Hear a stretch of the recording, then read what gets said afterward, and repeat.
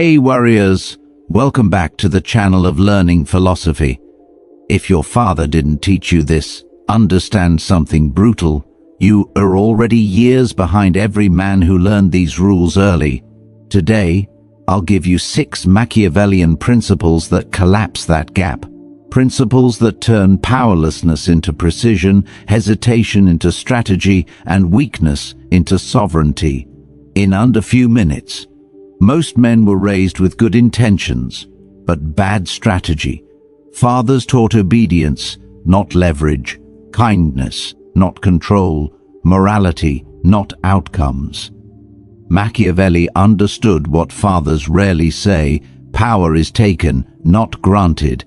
In this video you will get 6 ruthless, practical, Machiavellian keynotes that give you what life never taught you: control, direction, dominance over your own fate. Most men walk through life assuming the world is fair, assuming people wish them well, assuming success is a shared goal. But the first law of advantage destroys that illusion immediately. Every human being is driven by self-interest, and if you don't recognize this truth early, you become a pawn in someone else's strategy. There is no neutral ground in power. Either you understand the motives around you, or you get used by them. From the moment you wake up to the moment you sleep, your environment is shaping you. People are pulling, pushing, persuading, manipulating, influencing. The tragedy is that most men don't notice. They think the threats are loud and dramatic, but the most dangerous ones are subtle, quiet, wrapped in politeness and good intentions. The first law of advantage begins with a ruthless awakening. Assume every person you interact with has an agenda, whether conscious or unconscious. Not because the world is evil, but because the world is competitive. When Machiavelli wrote that men forget the death of a father faster than the loss of an inheritance, he wasn't insulting humanity. He was revealing its operating system. Emotion is temporary, but interest is permanent. If someone has to choose between hurting you and hurting their own opportunities, they will sacrifice you without hesitation. And if you do not account for this, you walk blindfolded through a battlefield. This keynote forces you to study people not by what they say, but by what they value, what they protect, what they fear losing, and what they hope to gain. Words are the weakest indicators of truth. Incentives, patterns, and behaviors tell you far more. When someone compliments you, ask yourself what they gain from your comfort. When someone criticizes you, ask what advantage they get from your insecurity. When someone helps you, ask what future leverage they're building. When someone opposes you, ask which of their desires you're blocking. Not every answer will be dark or malicious, but the question itself will strengthen your intelligence. Most fathers teach their sons to be polite, to cooperate, to trust. They never teach them when to stop trusting, when to question motives, when to pull back, when to analyze. So men grow up thinking loyalty is automatic, friendships are pure, and alliances hold under pressure. Then life hits them with betrayal, manipulation, exploitation, and they blame the world instead of blaming their own lack of perception. In the Machiavellian reality, perception is your early warning system. You must sense tension before conflict, ambition before betrayal, jealousy before sabotage. You must learn to see the shift in someone's eyes when their interests change, the hesitation in their tone when they are hiding something, the sudden silence when they are calculating. Most men ignore these signals because they are emotionally attached to the idea of loyalty. But loyalty without scrutiny is nothing but self-inflicted blindness. The first law of advantage requires emotional distance. It requires you to stand slightly outside every interaction, watching it from the balcony rather than drowning in the moment. It means listening not just to the words someone speaks, but the words they avoid. It means noticing who gets uncomfortable when you rise, who gets excited when you fail, who suddenly becomes helpful when they need you, and who suddenly disappears when you need them. When you adopt this mindset, something powerful happens. You stop taking things personally. People's actions no longer confuse you or shock you. You understand the engine behind them. You see that praise often hides expectation, that anger often hides fear, that generosity often hides leverage, that silence often hides strategy. You begin to predict behavior the way a chess master predicts moves, not by guessing feelings, but by reading incentives. Once you accept that every person operates from self-interest, you gain clarity. You stop giving away trust for free. You stop expecting people to act against their desires. You stop believing that goodness guarantees reciprocity. You stop assuming your success makes others proud. Most importantly, you stop being surprised by the true nature of people. Most men were raised to believe that morality is a shield that protects them. They think that if they are kind, honest, transparent, and open-hearted, the world will reward them. But Machiavelli understood something far more precise. Morality is not a shield unless you know how to weaponize its appearance. The world doesn't respect goodness, it respects power. And the greatest advantage you can gain early in life is learning to separate how you appear from how you operate. The moral shield begins with a cold truth. People judge what they can see, not what is real. They evaluate you based on the surface, the performance, the presentation. They do not have access to your motives, your calculations, or your internal strategy, and because of that, your public image becomes a tool. It becomes armor. It becomes something you craft deliberately, not something you expose fully. When you appear moral, calm, and balanced, you lower people's defenses. They project safety onto you. They underestimate you. They reveal more than they should. They trust you too quickly. They extend grace too easily. And in that lowered guard lies your advantage. Machiavelli's insight was simple but ruthless. It is far more useful to seem virtuous than to actually be constrained by virtue. Men who live by rigid moral purity often paralyze themselves. They hesitate. They avoid confrontation. They fear offending others. They fear being disliked. And that hesitation is exactly what allows more strategic individuals to move ahead of them. Meanwhile, the man who understands the moral shield plays the opposite game. He maintains an image of stability, respect, and ethics while moving decisively when the moment demands it. This keynote demands emotional discipline. It forces you to stop broadcasting your intentions. It urges you to stop explaining your every move, stop revealing your weaknesses, stop confessing your doubts to people who haven't earned the right to hear them. The man who cannot control his expression cannot control his future. The man who cannot hide his strategy cannot protect it. And the man who cannot regulate his emotions becomes transparent, readable, predictable, the exact opposite of power. The moral shield is not about pretending to be a saint. It's about mastering contrast. On the surface, you are composed, polite, grounded. Your presence is steady, your tone is calm, your decisions appear fair. People never see you as a threat because you never show aggression, desperation, or volatility. Beneath the surface, however, your mind is calculating the landscape. You're reading the room. You're identifying motives. You're anticipating consequences 3 steps ahead. Decisions are made not from emotion but from advantage. You strike only when necessary and with precision. You remain silent when others explode, and you move forward while they are still reacting. Most men sabotage themselves by trying too hard to prove their goodness. They chase validation. They defend themselves unnecessarily. They explain details no one asked for. They try to be transparent with people who haven't even earned their trust. That's how they lose leverage. That's how they give away their power. They believe vulnerability is a virtue even when it's unearned, unprotected, and unsafe. But vulnerability without control is not a virtue, it's exposure. With the moral shield, you learn a higher form of integrity, strategic integrity. This means you do not lie for sport, but you also do not hand people the weapons they will later use against you. You pick your battles carefully. You choose your words with intention.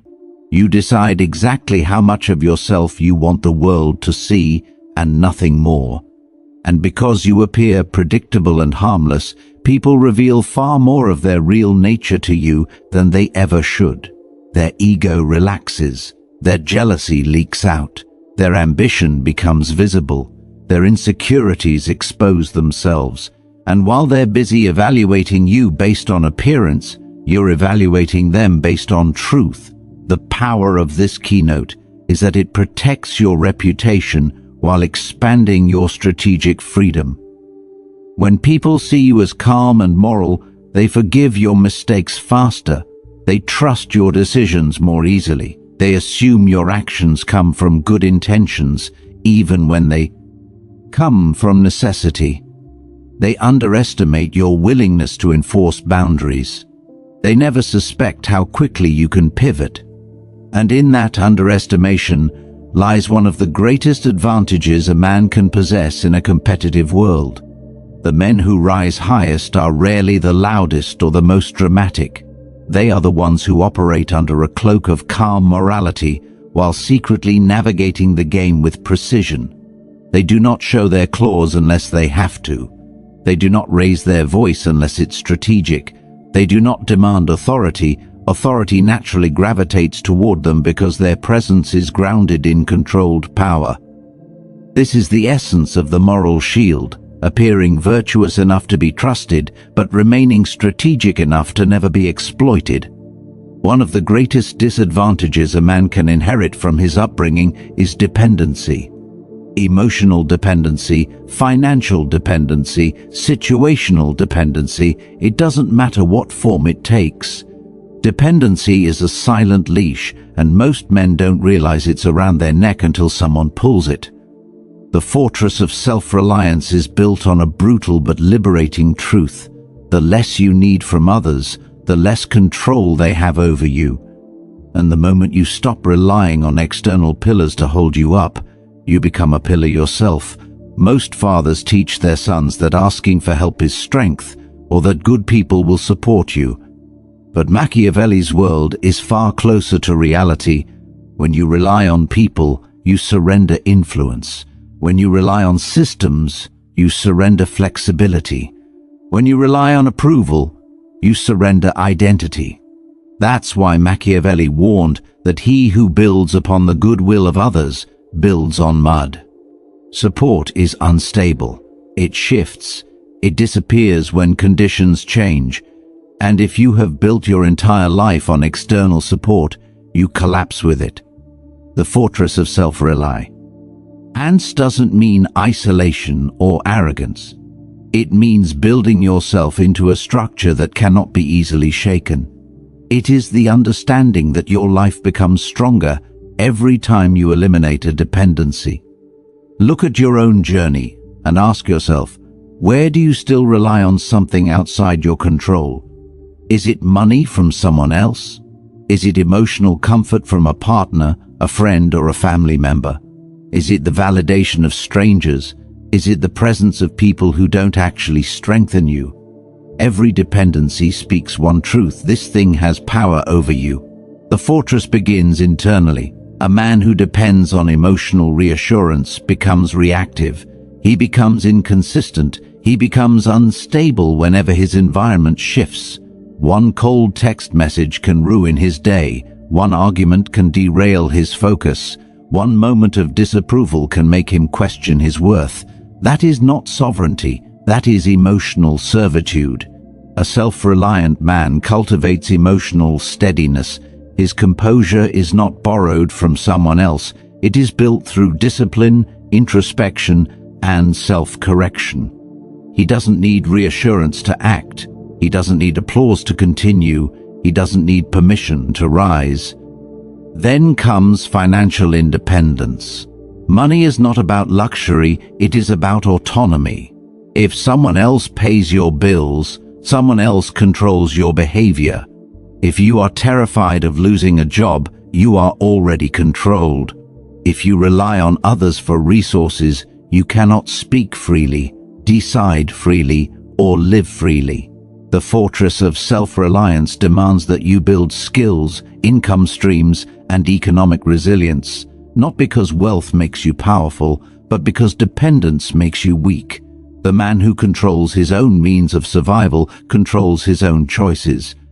Self-reliance also applies to direction. Most men drift because they wait for guidance.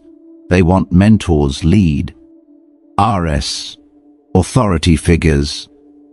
They wait for someone to show them the path before they take it.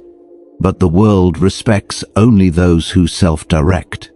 A self-reliant man chooses his own goals even when uncertain. He takes his own steps even when scared. He builds his own strategy even when inexperienced. He would rather fail on his own terms than succeed by following orders. And paradoxically, these are the men others eventually follow, not because they ask for leadership, but because their independence radiates strength. When you become self-reliant, your relationships change. You no longer cling, chase, or beg for attention. You no longer fear abandonment. You no longer allow manipulation through guilt or pressure. People can walk in and out of your life without destabilizing you. Your identity isn't borrowed from connections. It stands whether people stay or go. And ironically, this independence makes you more attractive, more respected, and more trusted. Humans gravitate towards solid structures, not shaky ones. The fortress of self-reliance is built brick by brick through countless private decisions no one sees. It is built when you choose discipline over distraction, when you choose to learn instead of complain, when you choose to earn instead of wait, when you choose solitude instead of weakness, when you choose responsibility instead of excuses. Each of these choices adds a layer of strength to your foundation. Eventually, you reach a point where the world cannot shake you the way it once did. You no longer collapse when things go wrong. You no longer panic when someone leaves. You no longer fear losing support because you built support within yourself. And that inner stability becomes a form of quiet power that people instinctively feel. You carry yourself differently. Your words hit deeper. Your presence becomes more commanding, not because you pretend to be strong, but because you don't need anything from anyone to feel grounded. This keynote demands that you look at every dependency in your life and ask one question: if this disappeared tomorrow, would I collapse or would I adjust? The man who can adjust is sovereign. The man who collapses is owned. One of the most misunderstood forms of power is the control of access. Most men believe that being available, being present, being constantly reachable somehow proves loyalty, kindness, or commitment. But in the Machiavellian world, the man who is always available becomes invisible. The man who is always present becomes ordinary. The man who is always reachable becomes unvalued. The calculated distance teaches you the opposite truth. You become more powerful the moment people must work to reach you. Human nature is predictable. What is abundant becomes ignored. What is easily reached becomes taken for granted. And what is always present becomes unappreciated. This is why constant availability destroys a man's influence. When everyone has unlimited access to you, they begin to assume you have nothing else going on. They assume your time is cheap. They assume your energy is unlimited. They assume your value is negotiable, and assumption becomes treatment. Soon, you will notice that people speak to you with less respect, expect more from you, and offer less in return. Not because they're malicious, but because you trained them to. The calculated distance reverses that training. It introduces scarcity, the most powerful psychological trigger known to human behavior. When people cannot predict your presence, they pay more attention when you appear. When they cannot easily obtain your help, They value it more when they receive it. When they cannot constantly access your energy becomes a privilege instead of a default. And once your presence becomes a privilege, your influence increases without you trying. Machiavelli understood this dynamic deeply. He knew that rulers who mixed too closely with their subjects lost authority, not because closeness is bad, but because it dissolves the mystique that creates respect. The same applies to your personal life. When you are too available, you lose your mystique. People stop imagining your world. They stop wondering what you're doing. They stop respecting your time. They stop thinking of you as someone moving with purpose. Emotional proximity without boundaries erodes value faster than conflict ever could. The calculated distance is not about coldness or arrogance. It is about controlled presence. It is understanding that distance creates clarity, respect, and leverage. When you step back strategically, people start revealing their true intentions. They show who values you for real and who values you for convenience. They show who reaches out because they care and who reaches out only when they need something. And this information is priceless. Without distance, everyone looks the same. With distance, everyone becomes clear. Men often fear creating distance because they fear losing people. But any relationship that cannot handle space is already weak. Any bond that collapses when you pull back was never a bond. It was dependency. And any person who disappears the moment you stop giving unlimited access was never there for you, only for what you provided. The calculated distance exposes these truths quickly. It protects you from draining connections and reveals the people who truly belong in your circle. Distance also builds personal gravity. When you're not always seen, people start thinking about you. They replay conversations. They wonder what you're working on. They respect your time because they know it isn't given casually. You stop being ordinary and start becoming selective. And when a man becomes selective, he becomes valuable. Your presence stops being a default and becomes an event. This keynote forces you to evaluate your relationship with your own time. Most men hand out their time like loose change, unaware that time is the strongest currency of influence. When you give it too freely, people treat it like something cheap. When you treat it with intention, people treat you with intention. The calculated distance begins with learning to say no without guilt, to pull back without apology, to create space without explanation. A man who isn't ashamed of protecting his time becomes someone others instinctively respect. Distance sharpens your focus. When you aren't constantly entertaining other people's needs, opinions, and expectations, you begin hearing your own mind clearly. You start noticing your own beliefs, desires, and ambitions without outside noise. You become more strategic, less reactive. You conserve energy. You operate when it matters, instead of living on demand. And the moment you stop living on demand, you reclaim control of your life. Finally, the calculated distance transforms how people approach you. Instead of reaching for you automatically, they think before they call. They think before they bother you. They think before they ask for something. And in that pause, in that hesitation, in that awareness of your boundaries, your status rises.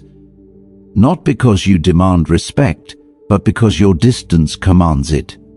There is a kind of power that does not shout, does not push, does not announce itself. It simply watches, and in watching, it understands.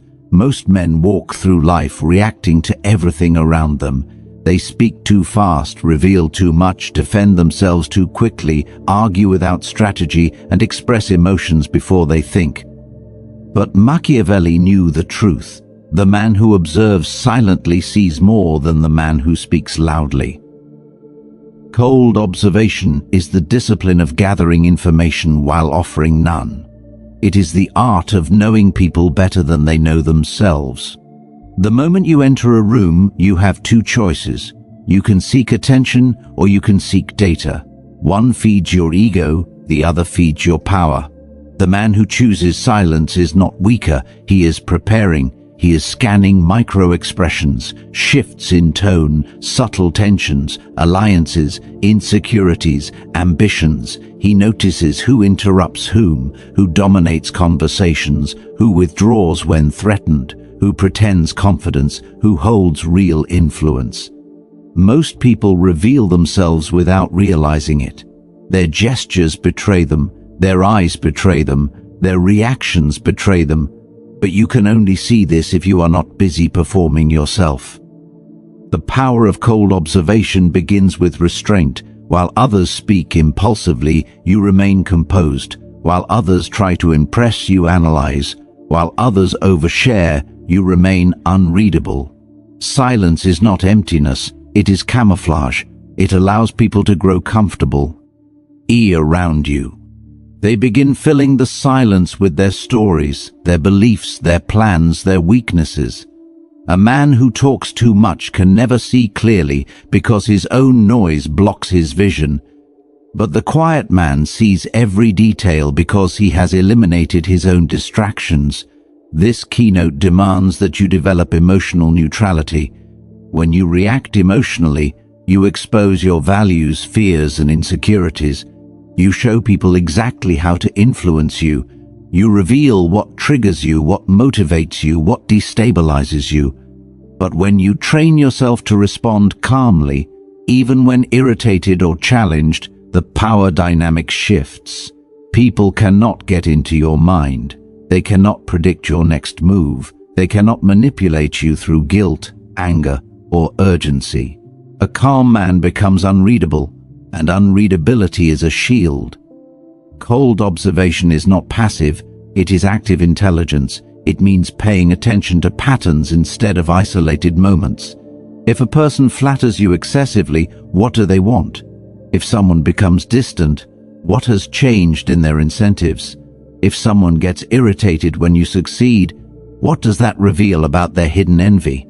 Most men ignore these cues because they don't want to confront uncomfortable truths. But the man who observes without emotion sees people as they are, not as he wishes them to be. With cold observation, you learn to let silence do the work.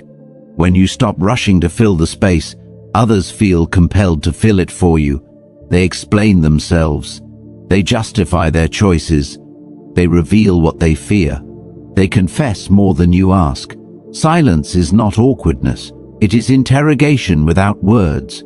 The more you let people speak, the more information you gather and the more advantage you gain.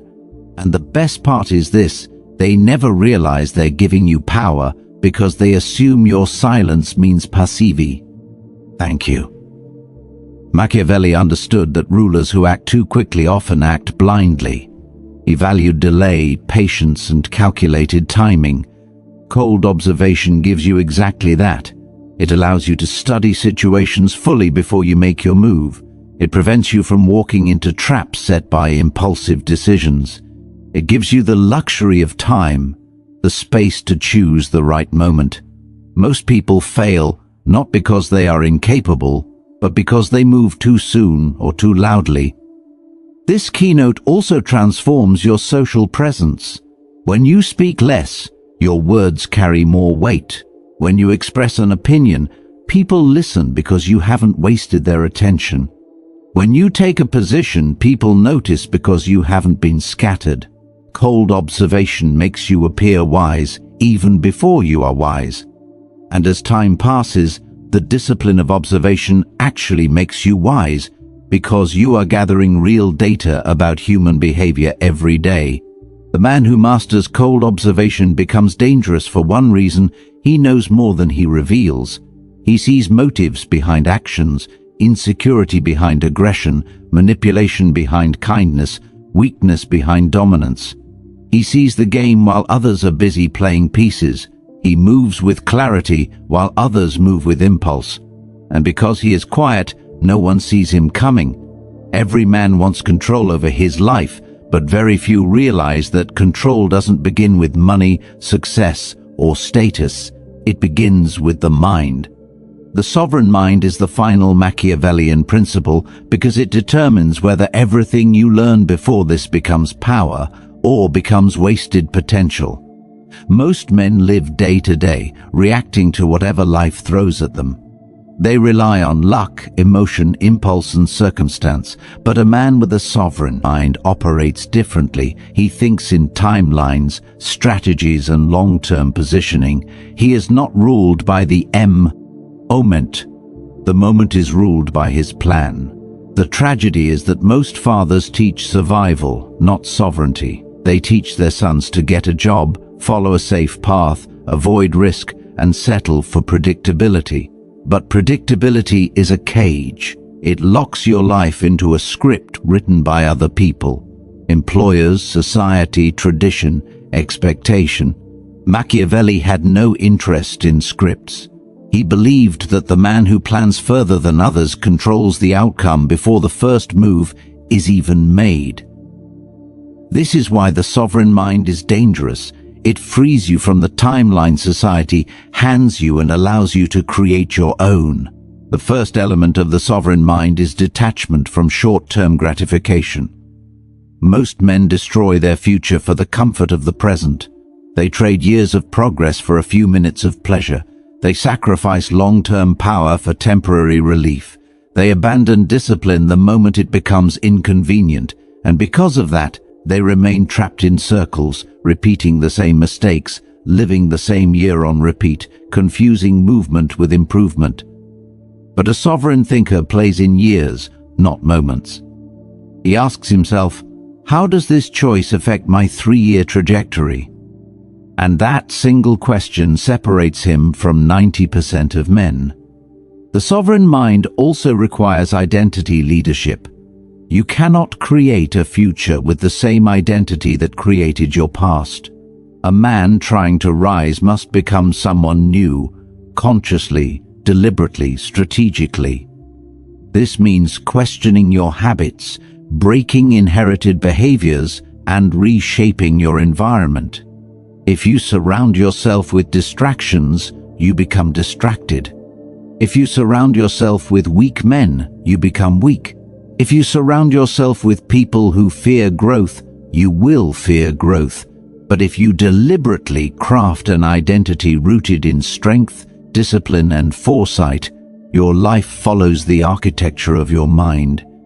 Another core part of this keynote is strategic patience. Most men ruin opportunities not because they are incapable, but because they are impatient. They overreact. They rush decisions. They demand progress too quickly. They mistake speed for strategy. But real power is built quietly, consistently, and with a ruthless understanding of timing. Machiavelli valued timing because timing determines leverage. Acting too early or too late leads to loss. Acting at the precise moment leads to domination. The sovereign mind sharpens your sense of timing. It teaches you to wait when waiting gives power, and strike when striking gives certainty. A sovereign thinker also understands the value of direction. He does not wake up wondering what to do with his life. He knows exactly what his next 3 years look like, not in perfect detail, but in clear trajectory. He knows what skills he must build, what weaknesses he must eliminate, what habits he must adopt, and what opportunities he must position himself for. He does not drift, he does not hope, he constructs, he engineers, he architects his life with the same precision a ruler builds a fortress. And this form of thinking has another effect. It removes emotional chaos. When you operate with a long-term plan, you stop panicking over small setbacks. A bad day doesn't derail you. A failure doesn't break you. Rejection doesn't define you. Because your mind isn't trapped in the moment, it's anchored in a greater vision. Every loss becomes data. Every setback becomes redirection. Every challenge becomes preparation. You're no longer controlled by emotion. Emotion becomes a visitor, not a ruler. The sovereign mind forces you to rise above impulse, above chaos, above the noise of the world. It is a mindset of rulers, not followers. It transforms the way you walk, decide, respond, and perceive. You stop living as a passenger in your own life and begin living as the strategist behind every move. And when your mind becomes sovereign, everything else falls into alignment. Your discipline, your environment, your relationships, your ambitions, your future. You've learned the 6 truths your father didn't or couldn't teach you. The first law of advantage, the moral shield, the fortress of self-reliance, the calculated distance, the power of cold observation, the sovereign mind. Every one of these turns weakness into leverage and confusion into control.